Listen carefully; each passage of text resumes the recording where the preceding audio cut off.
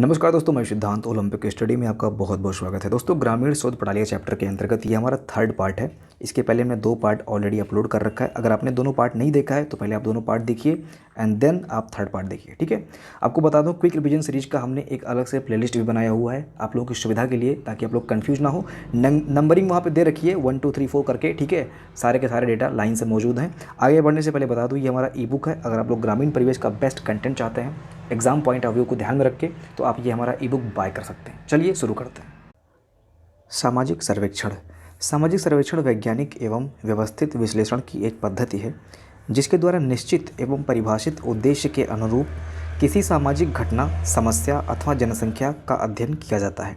थोड़ा सा इसको और डिफाइन किया जाए अगर, तो सामाजिक सर्वेक्षण के अंतर्गत हम गाँव में जनसंख्या वृद्धि, शिक्षा स्तर, जीवन प्रत्याशा, मातृत्व, शिशु मृत्यु, जन्म दर, सामाजिक विकास में योजना आदि का मूल्यांकन करते हैं। ध्यान दीजिएगा, यहाँ पे ये शब्द मूल्यांकन, जहाँ पे भी मूल्यांकन ऐड होगा, जुड़ेगा, वहाँ पे आप सर्वेक्षण लगाएंगे, यानी कि उस चीज़ का सर्वे हो रहा है, ठीक है। तो यहाँ पे आप देख सकते हैं कि एक तरह से हम यहाँ पे संख्या से संबंधित चीज़ों को ऑब्जर्व कर रहे हैं, है ना। यहाँ पे आप ध्यान से देखेंगे तो यहाँ पे जनसंख्या वृद्धि, शिक्षा स्तर, जीवन प्रत्याशा, यहाँ पे दर की बात हो रही है, यानी कि हम रेट पता कर रहे हैं, और सामाजिक विकास में योजना आदि का हम मूल्यांकन कर रहे हैं, ठीक है। दैट इज़ सामाजिक सर्वेक्षण। आगे बढ़ते हैं। हेरोडोटस ने मिस्र के समाज का, ध्यान दीजिएगा, हेरोडोटस ने मिस्र के समाज का तथा कौटिल्य ने भारतीय समाज का सर्वेक्षण किया था, ठीक है। अच्छा, कौटिल्य ने राजनीति पे, पॉलिटिक्स पे, राजनीति पे एक बुक लिखी है, उस बुक का क्या नाम है? कमेंट सेक्शन में आप लोग लिख के बताइए, ठीक है। देखते हैं कौन बता पाता है। आगे बढ़ते हैं। बर्गिस के अनुसार किसी समुदाय का सर्वेक्षण सामाजिक विकास का रचनात्मक कार्यक्रम प्रस्तुत करने हेतु उसकी दशाओं एवं आवश्यकताओं का वैज्ञानिक अध्ययन है। डेफिनेशन है, तो डेफिनेशन वास्तव में एक मैनर में क्रमबद्ध व्यवस्थित तरीके से लिखा जाता है, इसलिए टफ लगता है, ठीक है। आप इसको आसान भाषा में अपने अनुसार समझिए और इसको इससे कोरिलेट कीजिए याद करने के लिए। आगे बढ़ते हैं। सामाजिक सर्वेक्षण की विशेषताएं क्या हैं, इसको देख लेते हैं। तथ्यों का संकलन, वैज्ञानिक पद्धति, सहकारी प्रयास, निश्चित भौगोलिक क्षेत्र, परिमाणात्मक पक्ष, ये आपको इसकी विशेषताएं देखनी है। चलिए आगे बढ़ते हैं। सामाजिक अनुसंधान और सामाजिक सर्वेक्षण में संबंध क्या है, इसको देख लेते हैं। यहाँ पे अनुसंधान और सर्वेक्षण में क्या अंतर होता है? अनुसंधान मतलब होता है, इंग्लिश में अगर आप देखेंगे तो इसका मतलब होता है रिसर्च, ठीक है, रिसर्च। और सर्वेक्षण का इंग्लिश होता है सर्वे, ओके। तो ये इंग्लिश से ही आप कहीं ना कहीं समझ पा रहे होंगे, किसी चीज़ के बारे में रिसर्च करना और एक तरह से एक सर्वे होता है, जैसा कि गांव वगैरह में कभी कभी सर्वे होता है, आपको पता होगा।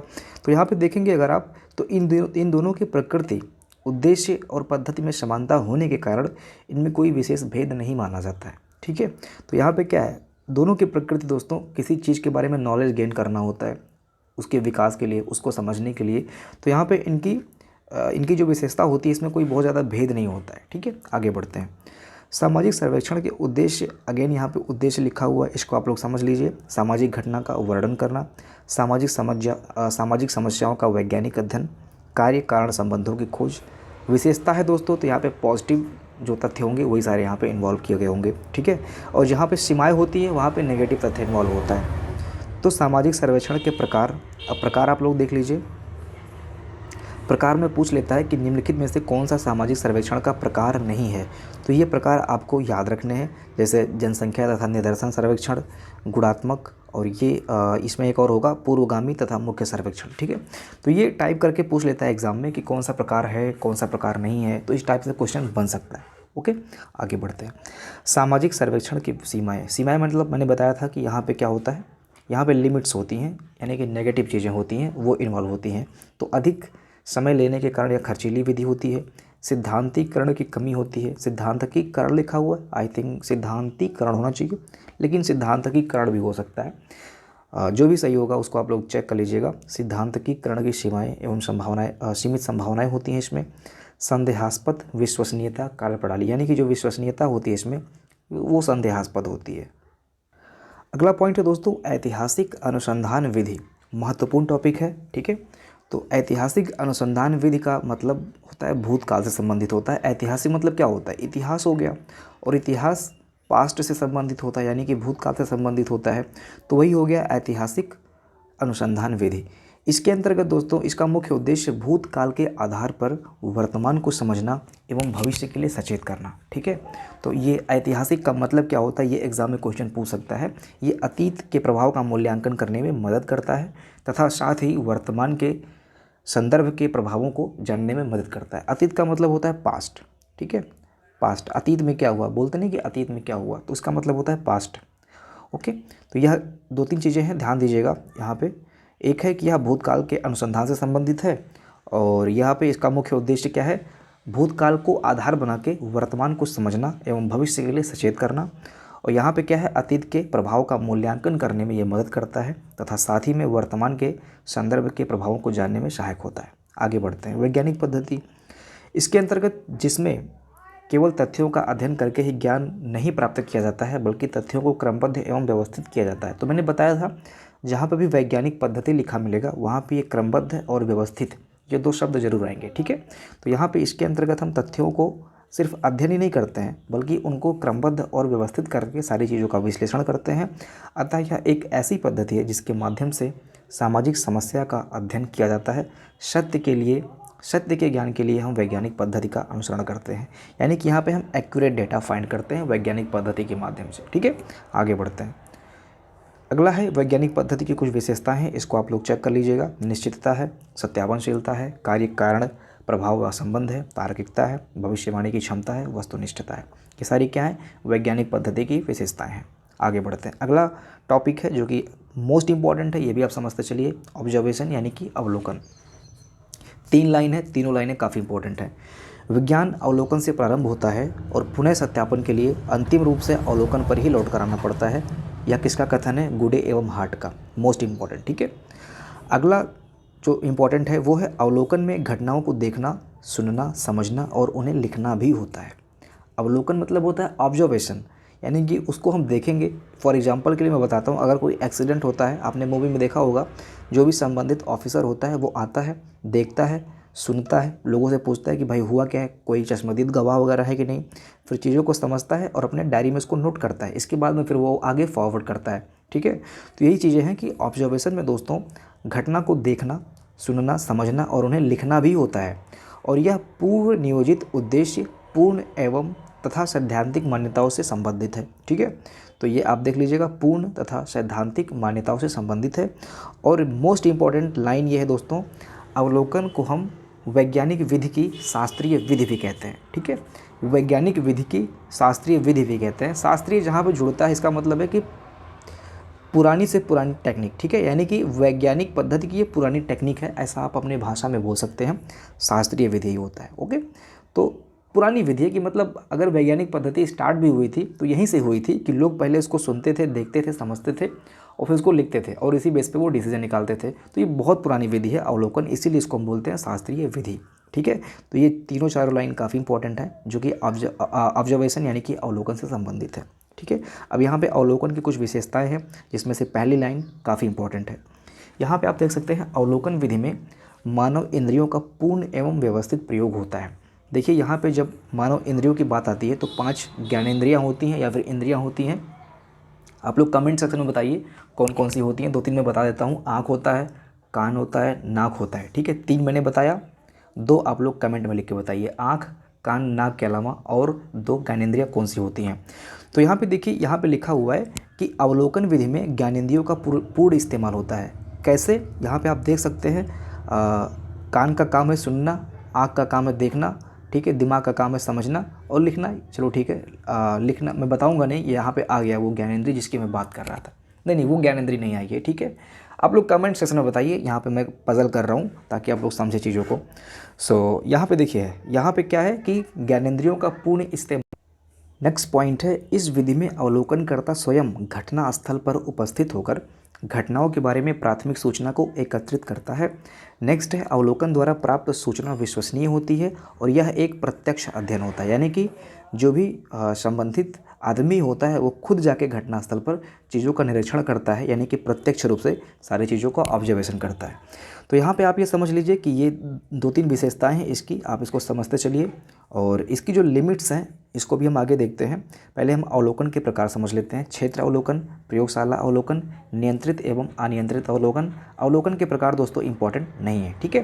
क्षेत्र का मतलब किसी क्षेत्र में जाके जा करना, प्रयोगशाला का मतलब कहीं प्रयोगशाला में अगर ऑब्जर्वेशन संबंधित कुछ काम हो रहा है उसको चेक करना। बाकी नियंत्रित एवं अनियंत्रित उतना इंपॉर्टेंट है नहीं। आगे बढ़ते हैं। देखिए इसका जो दोष है ये महत्वपूर्ण है, ठीक है। दोष से क्वेश्चन बन सकता है यहाँ पे।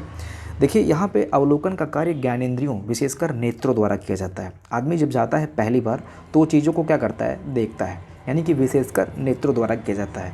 और दोस्तों आँखों द्वारा देखी हुई चीज़ें गलत भी हो सकती हैं। आपको पता होगा कि कहावत भी है कि आँखों के द्वारा देखा गया सब कुछ सही नहीं होता, ठीक है। तो वही चीज़ है कि जब आँखों के द्वारा फर्स्ट जो घटनास्थल पर जाके कोई विजिट होता है तो वहाँ पे आँखों से जो देखा वो एक मैप दिमाग में बन जाता है।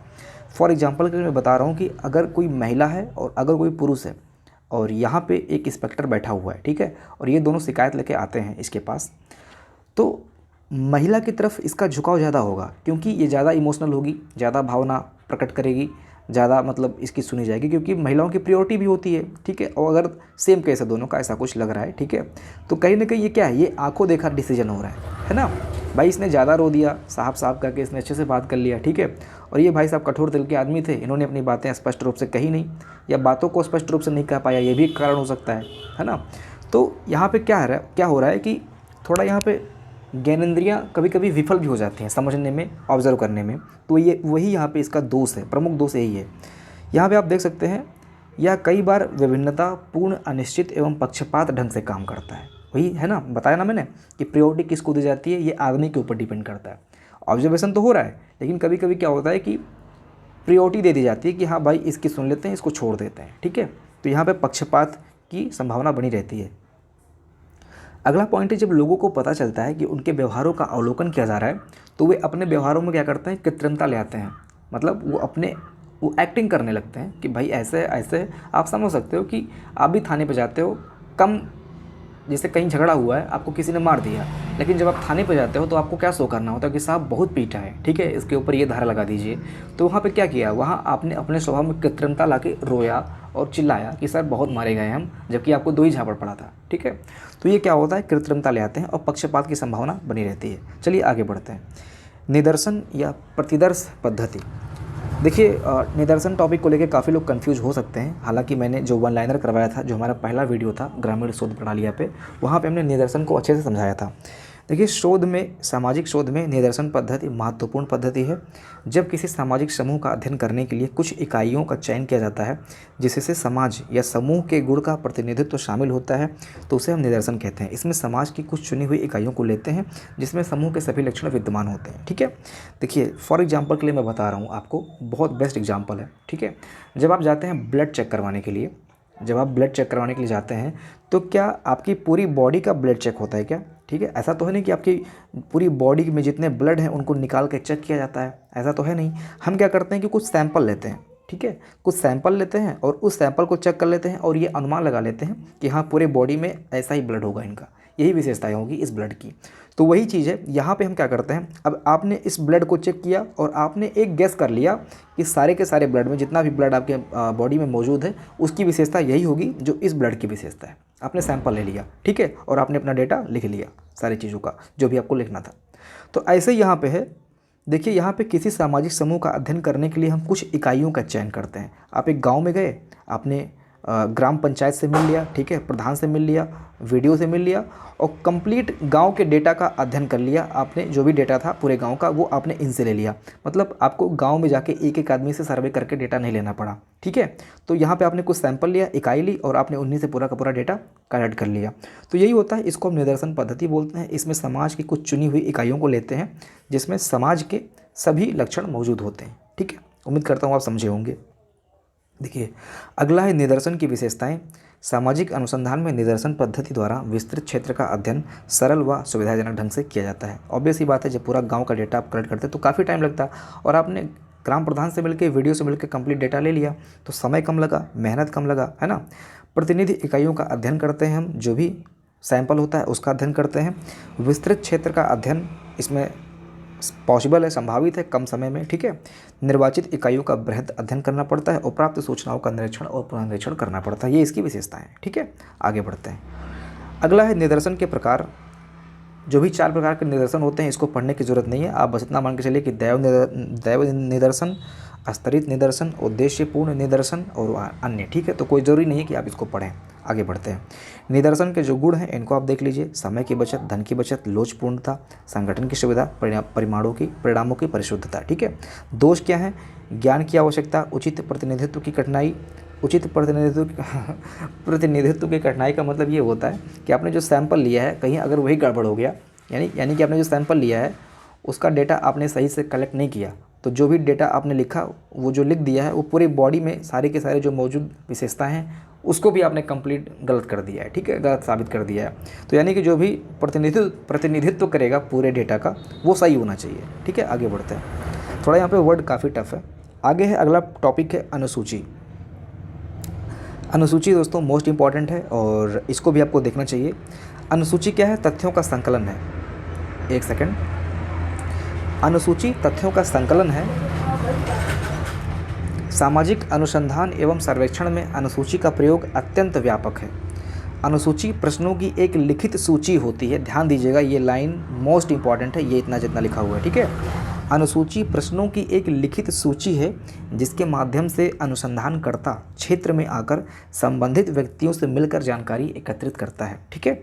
आप ये मान के चलिए कि जब हम किसी चीज़ के बारे में शोध करने के लिए जाते हैं तो उससे संबंधित जितने भी प्रश्न बन सकते हैं उनको हम एक कॉपी पे, अपनी कॉपी पे लिख लेते हैं कि हाँ हमें ये चीज़ें पूछनी है, ये चीज़ें मुझे जांचनी है वहाँ पे जाके। तो वही चीज़ें हैं, उसी को हम अनुसूची बोल सकते हैं एक तरह से। तो वही यहाँ पे लिखा हुआ है कि जाने से पूर्व आप देख सकते हैं, अनुसूची प्रश्नों की एक लिखित सूची होती है जिसके माध्यम से अनुसंधानकर्ता क्षेत्र में आकर संबंधित व्यक्ति से मिलकर जानकारी एकत्रित करता है। और यहाँ पे ये line again one of the most line है दोस्तों, मोस्ट इंपॉर्टेंट लाइन है। अनुसूची प्राथमिकताओं को संकलित करने की एक ऐसी विधि है जिसमें अवलोकन, साक्षात्कार तथा प्रश्नावली तीनों के गुण मौजूद होते हैं। क्वेश्चन पूछेगा एग्जाम में, निम्नलिखित में से कौन है जिसमें तीनों के गुण मौजूद होते हैं? मतलब अवलोकन, साक्षात्कार और प्रश्नावली तीनों के गुण मौजूद होते हैं। आपको ऑप्शन में दे देगा साक्षात्कार, अवलोकन, ठीक है। इसके बाद में इसके बाद में और भी कुछ चीज़ें दे सकती हैं, ठीक है। तो वहाँ पे आपका राइट आंसर होगा अनुसूची, ठीक है। अनुसूची आपका राइट आंसर होगा जिसमें अवलोकन, साक्षात्कार और प्रश्नावली तीनों के गुण होते हैं। अगला पॉइंट है, ये बोगार्ड्स ने कुछ डेफिनेशन लिख रखा है, इसको भी आप देख लीजिए, आप अपने अनुसार समझ लीजिएगा। हम आगे बढ़ते हैं, अथवा वीडियो बहुत लंबा हो जाएगा। अनुसूची की विशेषताएं देख लीजिए। अनुसूची अध्ययन समस्याओं से संबंधित शीर्षक, उपशीर्षक एवं प्रश्नों से संबंधित एक व्यवस्थित तथा वर्गीकृत सूची होती है। इसमें एक प्रपत्र अथवा फॉर्म के रूप में छपवाया जाता है। इसे एक प्रपत्र अथवा फॉर्म के रूप में छपवाया जाता है जिसमें क्रमबद्ध रूप से प्रश्न लिखे रहते हैं, ठीक है। अनुसूची के उद्देश्य आप देख लीजिए। उद्देश्य है, प्रकार है, ये सारी चीज़ें दोस्तों आप पढ़ सकते हैं, आराम से आपके सामने है। आप वीडियो को पॉज कीजिए, पढ़िए, अपने आप से भी कुछ मेहनत कीजिए, ठीक है। आगे बढ़ते हैं। अगला है साक्षात्कार पद्धति। तो दोस्तों यही वीडियो को एंड करते हैं अभी के लिए। इसका जो नेक्स्ट पार्ट है, थर्ड पार्ट, इसको मैं कल आपको सुबह के टाइम में लगभग 9-10 बजे के टाइम में दे दूंगा, ठीक है। तो वीडियो को यहीं समाप्त करते हैं। और आप ई बुक बाय करना चाहते हैं तो आप डिस्क्रिप्शन चेक कर लीजिएगा। मिलते अगली वीडियो में, पढ़ाई करते रहिए। जय हिंद।